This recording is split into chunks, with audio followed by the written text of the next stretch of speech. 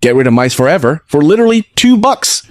But before I show you exactly how to do it, let me ask you something. Are you like me? Is your very first reaction when you spot a mouse in your house to either instantly drop cash on an exterminator or just rush to the store and spend $15 on those heavy-duty chemical rat poisons? But I really want to ask you, have you ever actually looked closely at what that rat poison looks like? You open the package, and those toxic bait blocks are usually this super unnatural glowing neon pink or like a dead radioactive green.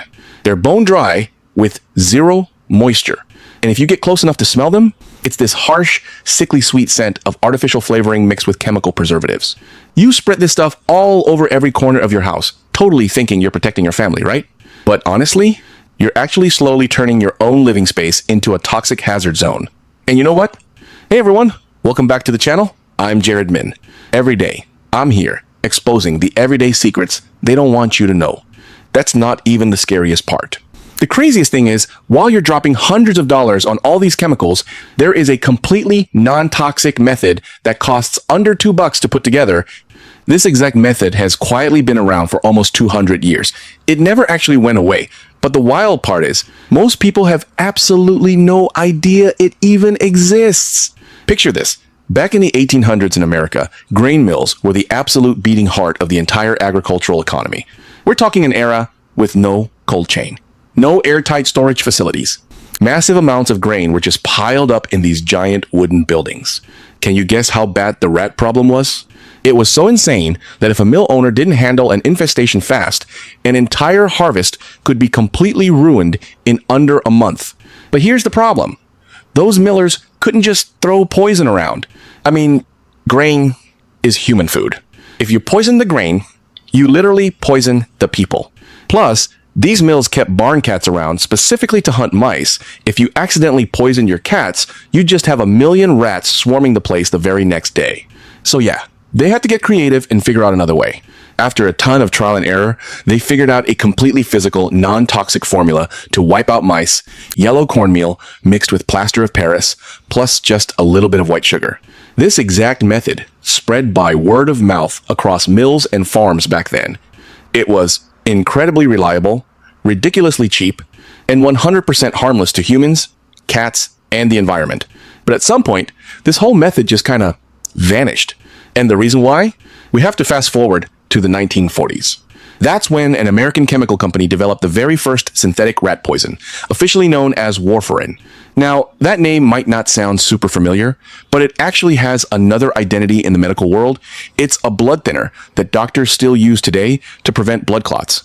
But in the pest control world, they just crank the dosage way up.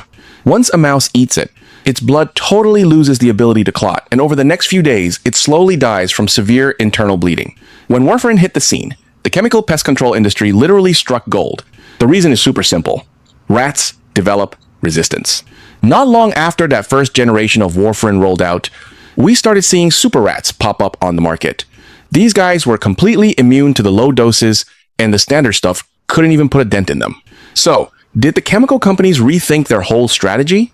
Nope. They just pushed out a second-generation anticoagulant. Higher dosage, way more toxic. Then, guess what? The rats got resistant again. Boom. Third generation. This endless cycle has been grinding non-stop, from the 1950s all the way to today. But to the chemical companies, this isn't a problem at all. This is their entire business model. The rats build up a tolerance, and consumers are forced to just keep buying newer, more expensive products. An entire market built on constant dependency. Now that is a true long-term cash cow. So, where does our little cornmeal and plaster recipe fit into all this? It has no patent. There's no subscription model. You mix it once, use it, and you're done. Literally anyone can make it themselves for $2. To a $15 billion industry, something like this isn't a product. It's a massive threat. That's exactly why it vanished from the textbooks, disappeared from mainstream media recommendations, and got completely wiped off the service menus of exterminators. Not because it doesn't work, but simply because they can't monetize it. Okay, so I know a lot of you are probably wondering right now, what is the actual science behind this cornmeal and plaster hack? The core ingredient here is plaster of Paris. Yeah, the exact same white powder you'd buy at Home Depot to patch up drywall.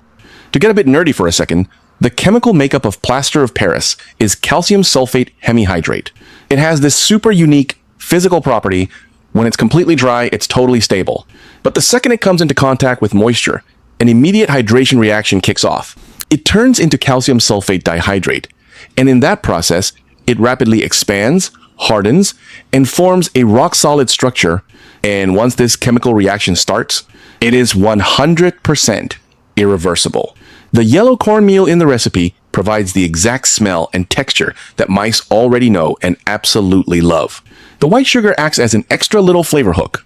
Mix them together, and the mouse drops its guard completely around this little dish of powder. When the mouse eats this totally dry powder, the plaster hasn't hit enough moisture in its stomach yet, so the reaction doesn't happen right away. But as the cornmeal and sugar hit its digestive system, it makes the mouse incredibly thirsty. And boom! That's exactly where the little dish of water comes into play. The mouse takes a drink, the water hits its stomach, mixes with the dormant plaster powder, and the hydration reaction kicks off instantly. The plaster starts expanding and hardening, creating a literal physical blockage right in their digestive tract. The whole system just shuts down. They can't eat, they can't go to the bathroom, and they usually die within 24 to 48 hours. Throughout this entire process, 0 synthetic chemical toxins are involved. But look, I need to be totally straight with you here because a lot of stuff online totally overhypes this method, making it sound like some 100% foolproof ultimate weapon. The reality is, it does have its limitations. Limitation number 1. A mouse's stomach acid is a highly acidic environment, which can actually slow down how fast the plaster hardens. So, not every single mouse is going to have the exact same reaction. Individual differences are definitely a thing.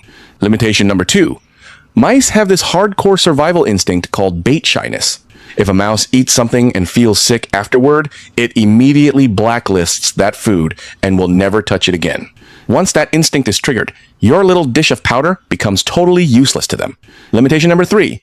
Mice are super social creatures. If one mouse starts acting weird or gets sick, the rest of the crew will actually observe that and avoid that same food source.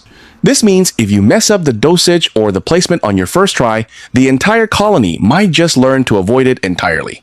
So yeah, this cornmeal and plaster recipe is an incredible, low-cost, eco-safe method that you should absolutely try first, but it's not a guaranteed magic bullet to wipe them all out 100% of the time. You know what's actually really dangerous though? The stuff you're probably still using right now. Modern chemical poisons, especially those second-gen anticoagulants, have this massive side effect that the brands almost never talk about, called secondary poisoning. Here's how it works. After a mouse eats the blood thinner, those toxic chemicals stay perfectly intact inside its muscles and organs. When the mouse dies, the poison doesn't just magically disappear. If your dog, your cat, or even an owl or hawk in your backyard accidentally eats that toxic dead mouse, they directly absorb every single drop of that poison, triggering secondary poisoning. And guys, this is not just some rare freak accident. Every single year in the United States, tens of thousands of birds of prey, I'm talking owls, red-tailed hawks, bald eagles, drop dead because of secondary poisoning. Some state wildlife agencies have literally pointed to second-gen anticoagulants as one of the main reasons bird of prey populations are dropping. It hits even closer to home with our pets. So many families with dogs or cats use these chemical baits only to suddenly find their pet suffering from unexplained internal bleeding. They rush them to the vet only to find out it's secondary poisoning.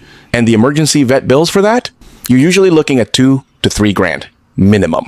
That $15 bag of poison you bought to save a few bucks, it just cost you thousands in the absolute worst way possible.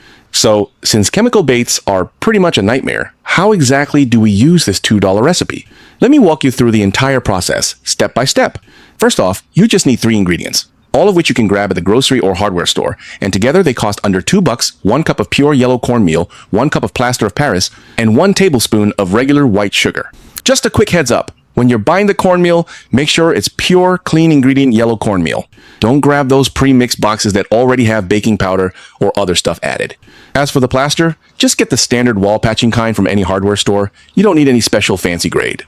Okay, moving on to the prep. There are 3 crucial details you absolutely cannot skip. First, keep everything bone dry. Find a completely dry bowl and double check that there isn't a single drop of water in it. I know that sounds super basic, but so many people ruin the whole batch because they used a damp bowl, the plaster clumped up early, and the whole mix was basically trash. Second, mix it like your life depends on it. Dump all 3 ingredients into the bowl and stir it thoroughly. making sure the plaster is perfectly blended with the cornmeal with zero clumps.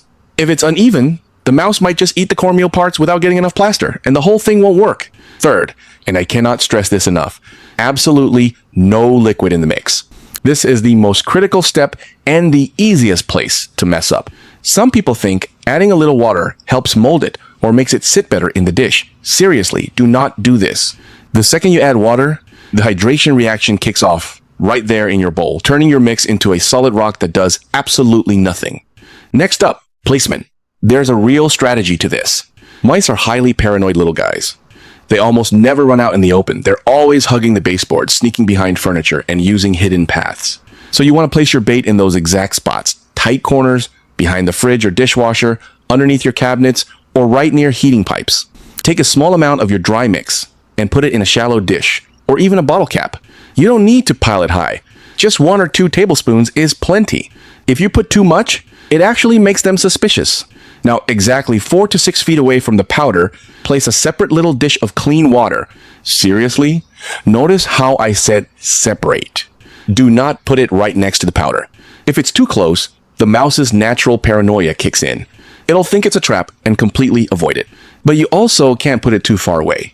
If it's further than 6 feet, the mouse might just wander off and find water somewhere else before the plaster has a chance to react in its stomach. That 4 to 6 foot range, that's the sweet spot, proven by tons of testing. That little dish of water is the literal trigger for this entire setup. Without it, everything else you just did is completely useless. Okay, so you've got it all set up. How do you know if it's actually working? Usually, within 24 to 48 hours, you're going to start noticing way less mouse activity. If it's been 72 hours and nothing has really changed, there are a few things you should check. Is your bait actually on their travel path? Was everything 100% dry when you mixed it? And is the water dish at the right distance? If you've tweaked things and you're still not seeing results, it's totally possible this specific group of mice has already caught on and gotten suspicious. If that happens, you can try moving the bait to a totally new spot, or just pull it for a few days before trying again. Finally, if you're dealing with a really severe infestation, or if you just feel like this method has a bit too much trial and error for your liking, I've got 2 purely physical alternatives for you. Option 1 is an electronic Zapper trap. The mouse walks in, gets an instant high voltage shock, and it's game over immediately. Zero pain. Absolutely zero chemical residue. They're super easy to clean, you can use them forever, and the long-term cost is actually way cheaper than constantly buying poison. Option 2 is just a really well-designed modern snap trap. The springs and trigger mechanisms on the new ones are insanely precise compared to the old-school wooden ones. If you set them up right, the hit rate and instant kill rate are extremely high. They're incredibly cheap, and again, leave zero toxic residue behind. Both of these tools give you truly zero chemical pollution and completely wipe out the risk of secondary poisoning. You know, California actually fully banned the over-the-counter sale of second-gen anticoagulants back in 2023, precisely because of the massive amount of wildlife and birds of prey dying from secondary poisoning. If you live in Cali, there are straight-up products you just can't buy anymore. And honestly, a lot of other states are starting to crack down too. The rules of the game in this industry are shifting fast. And it's not because chemical companies suddenly grew a conscience, it's because the data is getting too ugly, the pressure is too high, and they just can't hide it anymore. This $2 mix of cornmeal and plaster has been around for nearly 200 years. Look, it's not a magic wand, but it is safe, it's ridiculously cheap, and honestly, it's the most environmentally responsible method out there.